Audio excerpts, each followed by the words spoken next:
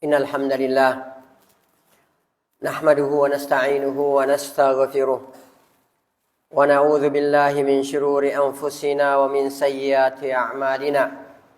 May yahdihillahu fala mudilla lahu wa may yudlilhu fala hadiya lahu. Wa asyhadu an la ilaha illallah wa asyhadu anna Muhammadan abduhu wa rasuluhu la nabiyya ba'da. Allahumma salli wa sallim wa barik wa an'im ala nabiyina Muhammad wa ala alihi wa sahbihi wa man sara ala nahjihi wa man jahada bi jihadihi wa ihtada bi hadihi wastanna bi sunnatihi wa tamassaka biha ila yaumil mi'ad. Amma ba'd. Ayuhan nas, usikum awwalan wa iyaya bi taqwallah faqad fazal muttaqun. Ya ayyuhalladzina amanu taqullaha haqqa tuqatih wa la tamutunna illa wa antum muslimun. Ya ayyuhan nasu taqu rabbakumul ladzi khalaqakum min nafsin wahidah wa khalaqa minha zawjaha wa bassa minhuma rijalan katsiran wa nisaa'a wattaqullaha alladzi tasaaluna bihi wal arham innallaha kana 'alaikum raqiba. Ya ayyuhalladzina amanu taqullaha wa qulu qawlan sadida yuslih lakum a'malakum wa yaghfir lakum dzunubakum wa man yuti'illaha wa rasulahu faqad faza fawzan 'azima. Amma ba'd. Fa inna ahsanal kalami kitabullah wa khairal hadi wa qila wa khairal huda huda Muhammadin sallallahu alaihi wasallam wa syarral umuri muhdatsatuha fa inna kulla muhdatsatin bid'ah wa inna kulla bid'atin dhalalah wa kulla dhalalatin finnar. Ay kama qala rasuluna sallallahu alaihi wasallam. Summa amma ba'd. Ummatal Islam, a'azzani Allah wa iyyakum. Sebelum khutbah ini kita mulai, mari sejenak kita memanjatkan puji dan syukur kehadirat Allah Subhanahu wa taala, yang mana sampai pada siang hari yang sangat berbahagia ini, Allah Subhanahu wa taala masih senantiasa memberikan kepada kita berbagai macam karunia dan kenikmatannya. Di antaranya nikmat kesehatan, nikmat kesempatan dan waktu luang. Dan yang terbesar adalah nikmat Islam, nikmat iman, nikmat taufik, nikmat hidayah, nikmat sunnah serta nikmat tauhid. Sehingga dengan seluruh nikmat inilah kita masih bisa melangkahkan kaki ke tempat yang insyaallah taala diberkahi oleh Allah taala ini, dalam rangka untuk melaksanakan salah satu kewajiban kita sebagai seorang muslim, sebagai seorang mukmin, yaitu melaksanakan sholat Jumat. Lalu kemudian selanjutnya, tak lupa pula salam dan salawat semoga senantiasa tercurahkan atas junjungan Nabi besar kita, Nabi Muhammad sallallahu alaihi wasallam. Nabi yang telah mengeluarkan kita, Nabi yang telah membawa dan menuntun kita dari gelap dan pekatnya alam jahiliyah menuju kepada terangnya alam Islam yang sempurna. Umat al-Islam, rahimani wa rahimakumullahu ta'ala jami'a. Allah Subhanahu wa ta'ala mewajibkan kepada setiap mukmin untuk menaati Allah Subhanahu wa taala dan menaati Rasulullah sallallahu alaihi wasallam. Serta Allah Subhanahu wa taala mewajibkan kepada kita menaati pemimpin kita dalam perkara kebaikan. Allah Subhanahu wa taala berfirman dalam Al-Qur'an surah An-Nisa ayat 59, "Ya ayyuhalladzina amanu, wahai orang-orang yang beriman, ati'ullaha, taatlah kalian kepada Allah Subhanahu wa taala, wa ati'ur rasulah, dan taatlah kalian kepada Rasulullah sallallahu alaihi wasallam, wa ulil amri minkum, dan demikian pula halnya taatlah kalian kepada para pemimpin kalian." Perhatikan umat al-Islam, dalam ayat ini Allah Subhanahu wa taala memerintahkan kepada setiap orang yang mengaku beriman kepada Allah Subhanahu wa taala agar menaati Allah dan Rasulnya secara mutlak. Allah Subhanahu wa ta'ala berfirman, ati'ullaha, taatlah kalian kepada Allah Subhanahu wa ta'ala secara mutlak, wa ati'ur rasulah, dan taatlah kalian kepada Rasulullah sallallahu alaihi wasallam secara mutlak. Akan tetapi umat al-Islam, ketaatan kita kepada para pemimpin kita harus terikat kepada ketaatan kita kepada Allah Subhanahu wa ta'ala dan Rasulullah sallallahu alaihi wasallam. Oleh karenanya, ketika Allah Subhanahu wa taala menyebutkan kata ulil amri dalam ayat ini, Allah Subhanahu wa taala tidak mengulangi kata ati'u Ini menunjukkan umat al-Islam bahwa ketaatan kita kepada ulil amri atau ketaatan kita kepada para pemimpin kita terikat kepada ketaatan kepada Allah Subhanahu wa taala dan terikat kepada ketaatan kepada Rasulullah sallallahu alaihi wasallam. Artinya, ketika pemimpin kita memerintahkan kepada perkara kebaikan kepada kita semua, maka wajib bagi kita untuk menaati perintah pemimpin tersebut. Akan tetapi, jika pemimpin kita tersebut memerintahkan kepada kita memaksiati Allah Subhanahu wa taala dan Rasulnya, maka kita kembali kepada kaidah la ta'ata li makhlukin fi ma'siyatil khaliq. Tidak ada ketaatan kepada makhluk siapapun itu, bahkan sampai kepada para pemimpin yang memerintahkan kepada memaksiati Allah Subhanahu wa taala. Innamat ta'atu fil ma'ruf, bahwa sesungguhnya ketaatan itu hanya kepada perkara yang ma'ruf saja. Akan tetapi umat al-Islam, pertanyaannya sekarang adalah, ketika pemimpin memerintahkan kepada kita dalam rangka memaksiati Allah Subhanahu wa taala, apakah serta-merta kita menarik ketaatan kita secara totalitas kepada pemimpin tersebut? Disinilah umat al-Islam, sebagian dari kita yang mengklaim dirinya sebagai ahlus sunnah banyak yang terjebak, banyak yang terjatuh dalam bab ini, banyak yang terjatuh terpeleset dalam perkara ini. Hanya mau mendengarkan dan taat kepada pemimpin yang soleh dan yang berlaku adil saja. Akan tetapi, ketika pemimpinnya tidak soleh dan tidak berlaku adil, maka sebagian dari kita pun melepaskan ketaatan secara totalitas kepada pemimpin kita tersebut. Berapa banyak di antara kita yang lancang mencela dan mengkritik pemimpin kita dari atas mimbar-mimbar, di media-media sosial, dan di tempat-tempat umum lainnya, karena ketidaksolehan dan karena tidak adilnya pemimpin tersebut. Padahal tidak seperti ini yang diajarkan oleh Nabi kita, Nabi Muhammad sallallahu alaihi wasallam. Tidak seperti ini yang dituntunkan oleh Nabi besar kita, Nabi Muhammad sallallahu alaihi wasallam. Imam Ahmad meriwayatkan dalam musnad beliau rahimahullahu taala dari Iyad bin Ghanmin radhiyallahu taala anhu, Rasulullah sallallahu alaihi wasallam bersabda, "Man arada an yansaha li sultanin bi amrin." Barang siapa yang hendak menasehati seorang penguasa, barang siapa yang hendak menasehati seorang pemimpin dalam satu perkara, fala yubdi lahu alaniya, maka janganlah ia tampakkan nasihat tersebut secara terang-terangan. Janganlah ia menasehati pemimpin tersebut di depan umum. Walakin, petunjuk Rasulullah sallallahu alaihi wasallam, walakin liyakhudh bi yadihi, namun hendaklah ia menggandeng tangan pemimpin tersebut, fayakhlu bihi, dan hendaklah dia menasehati pemimpin tersebut secara empat mata. Fa in qabila minhu fadzaka, kalau pemimpin tersebut mau menerima nasihat kita, itu yang kita kehendaki. Wa illa kana qad adda alladhi alaihi lahu, akan tetapi kalau pemimpin kita tidak mau menerima nasihat kita, maka kewajiban kita kepada dia sudah terlepaskan. Umat al-Islam, a'azzani Allah wa iyyakum, menaati pemimpin atau penguasa yang soleh dan adil adalah perkara yang bisa dilakukan oleh setiap dari kita kaum muslimin.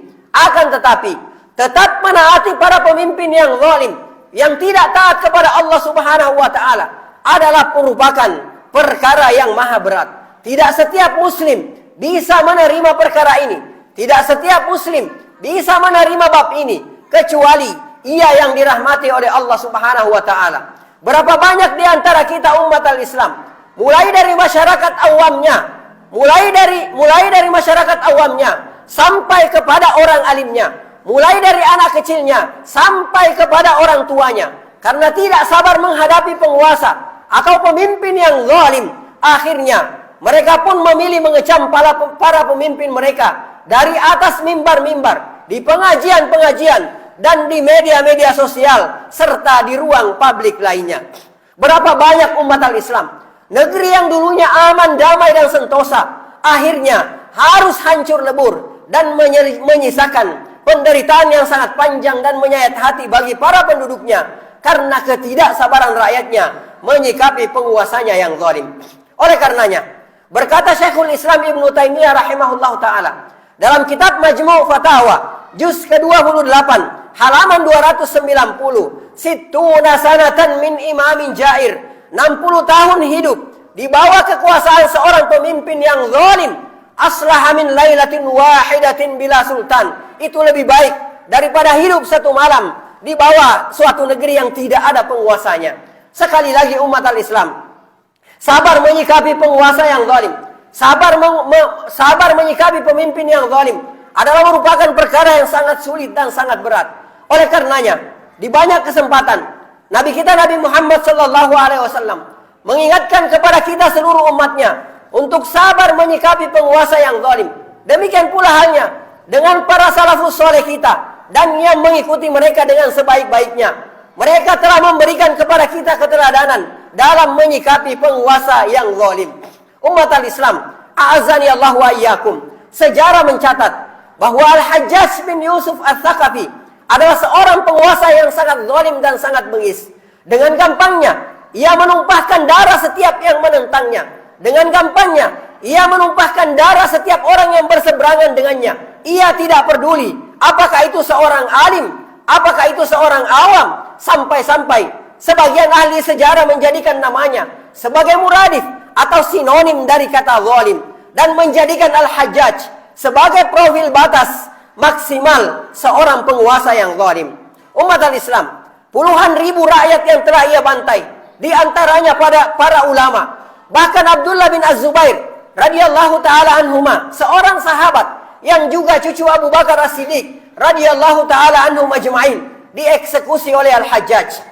Bahkan Ka'bah yang mulia pun tak luput dari kezaliman Al-Hajjaj, tak luput dari kebengisan Al-Hajjaj. Baitullah pun rusak parah akibat tembakan-tembakan menjenik dari Al-Hajjaj. Tapi tahukah kita umat al-Islam, bagaimana para sahabat Rasulullah SAW yang hidup di masa itu menyikapi penguasa yang sangat zalim dan sangat bengis tersebut? Apakah mereka mencaci maki Al-Hajjaj dari atas mimbar-mimbar mereka, di majelis-majelis ilmu mereka, dan di tempat-tempat publik lainnya? Atau apakah mereka memprovokasi masyarakat mereka, rakyat mereka, orang awam mereka untuk membenci, melawan, memberontak, atau menggulingkan Al-Hajjaj? Ternyata tidak umat al-Islam. Bahkan Ibnu Umar, Anas bin Malik dan yang lainnya radhiyallahu taala anhum ajma'in tetap ikut bermakmun dalam solat di belakang Al-Hajjaj. Imam Bukhari meriwayatkan dari Az-Zubair bin Adi radhiyallahu taala anhu, beliau berkata, "Ataina Anas bin Malik." Kami pernah mendatangi sahabat mulia Rasulullah, yaitu Anas bin Malik radhiyallahu taala anhu. Fasyakauna ilaihi ma nalqa min al-Hajjaj. Lalu kami pun mengadukan tentang kekejaman, kezaliman dan kebengisan penguasa pada saat itu, yaitu Al-Hajjaj. Faqala, maka apa yang beliau katakan? Isbiru, bersabarlah kalian. Beliau tidak mengatakan memberontaklah kalian. Beliau tidak mengatakan gulingkan pemimpin tersebut. Beliau tidak mengatakan caci maki pemimpin tersebut di mimbar-mimbar, di media-media sosial atau di jalan-jalan misalnya. Beliau tidak mengatakan seperti itu. Apa yang beliau katakan? Fa innahu la ya'ti 'alaikum zamanun illa alladhi ba'dahu syarrun minhu. Akan tetapi tidaklah datang zaman setelah kalian, melainkan zaman tersebut bukannya lebih baik, akan tetapi lebih parah lagi. Hatta talqau rabbakum. Bersabarlah kalian. Sampai kapan, kata beliau? Sampai kelak kalian bertemu dengan Allah Subhanahu wa taala. Sampai kalian bertemu dengan Rabb kalian. Sami'tuhu min nabiyikum. Wejangan ini, nasihat ini, peringatan ini aku dengarkan langsung dari nabi kalian, Nabi Muhammad sallallahu alaihi wasallam. Umat al-Islam, sabar menghadapi penguasa yang zalim, sabar menghadapi penguasa yang bengis adalah wasiat Rasulullah sallallahu alaihi wasallam dan dipraktekkan dengan sebaik-baiknya oleh para sahabat beliau yang hidup di bawah kekuasaan penguasa seorang pemimpin yang zalim. Rasulullah sallallahu alaihi wasallam pernah berwasiat kepada kita semua sebagaimana dalam hadis yang diriwayatkan oleh Imam Bukhari dan Muslim dari Ibnu Mas'ud radhiyallahu taala anhu. Rasulullah sallallahu alaihi wasallam bersabda, "Innahu satakunu ba'di atharatun." Simak sabda Rasulullah sallallahu alaihi wasallam. Rasulullah sallallahu alaihi wasallam bersabda bahwa sesungguhnya akan datang pemimpin setelahku, kata beliau. Mereka itu adalah pemimpin-pemimpin yang egois. Mereka itu adalah pemimpin-pemimpin yang mementingkan diri sendiri. Wa umurun tungkirunaha, dan akan muncul perkara-perkara yang kalian pasti akan mengingkarinya. Qalu, Maka para sahabat radhiyallahu ta'ala anhum majma'in bertanya, "Ya Rasulullah, wahai Rasulullah sallallahu alaihi wasallam, kaifa ta'muru man adraka minna dzalik?" Bagaimana petunjukmu? Apa perintah Anda terhadap kami yang mendapatkan pemimpin yang seperti itu? Maka Rasulullah sallallahu alaihi wasallam bersabda, "Tuwaddunal haqqal ladzi 'alaikum." Kalian menunaikan hak mereka. Kalian tunaikan haknya para pemimpin tersebut yang ada pada kalian. Wa tas'alunallaha alladzi lakum. Dan adapun hak kalian yang ada pada pemimpin tersebut, maka minta sama Allah Subhanahu wa taala. Imam Bukhari dan Muslim meriwayatkan dari Ibnu Abbas radhiyallahu taala anhuma, Rasulullah sallallahu alaihi wasallam bersabda, "Man kariha min amirihi syai'an." Barang siapa yang membenci sesuatu dari pemimpinnya, apa petunjuk Rasulullah sallallahu alaihi wasallam? "Falyasbir." Maka hendaklah dia bersabar. "Fa innahu man kharaja minas sultani shibra." Kata Rasulullah sallallahu alaihi wasallam, siapa yang keluar dari ketaatan seorang pemimpin, walaupun itu satu jengkal, mata mitatan jahiliyah, maka dia meninggal dunia seperti meninggalnya orang-orang jahiliyah. Umat al-Islam, a'azzani Allahu wa iyyakum. Bahkan Rasulullah sallallahu alaihi wasallam menjanjikan kepada seorang muslim yang sabar menghadapi penguasa yang zalim bahwa kelak akan disuguhkan oleh beliau sallallahu alaihi wasallam dengan minuman dari telaga beliau di padang mahsyar. Imam Bukhari dan Muslim meriwayatkan Rasulullah sallallahu alaihi wasallam bersabda, "Innakum satalqauna ba'di atharatan." Sesungguhnya akan kalian temukan setelahku para pemimpin yang mementingkan diri sendiri, para pemimpin yang egois. Fasbiru, maka bersabarlah kalian menyikapi pemimpin egois dan zalim tersebut, hatta talqauni, sampai kelak kalian bertemu aku, kata Rasulullah SAW, alal haudi, di telagaku, kata beliau sallallahu alaihi wasallam. Umat al-Islam, Rasulullah sallallahu alaihi wasallam mengatakan kepada kita, memberikan wejangan kepada kita, isbiru, bersabarlah kalian. Nabi sallallahu alaihi wasallam tidak katakan kepada kita, berontaklah kalian, gulingkanlah pemimpin kalian tersebut, atau caci makilah pemimpin kalian tersebut. Rasulullah sallallahu alaihi wasallam tidak mengatakan seperti itu. Dan adalah wasiat dari para salaf kita, ketika menghadapi para pemimpin, maka kita senantiasa mendoakan kebaikan untuk pemimpin tersebut, dan kita tidak mencaci maki pemimpin kita tersebut. Di antara tanda-tanda ahlu sunnah wal jamaah, di antara tanda-tanda orang yang mengikuti sunnah Rasulullah sallallahu alaihi wasallam adalah senantiasa mendoakan kebaikan kepada pemimpinnya. Dan di antara pengikut hawa nafsu adalah dia selalu mendoakan keburukan untuk para pemimpinnya. Aqulu ma tasma'un wa astaghfirullahal azim li wa lakum wa lisairil muslimina wal muslimat fastaghfiruhu min kulli dhanbin innahu huwal ghafurur rahim.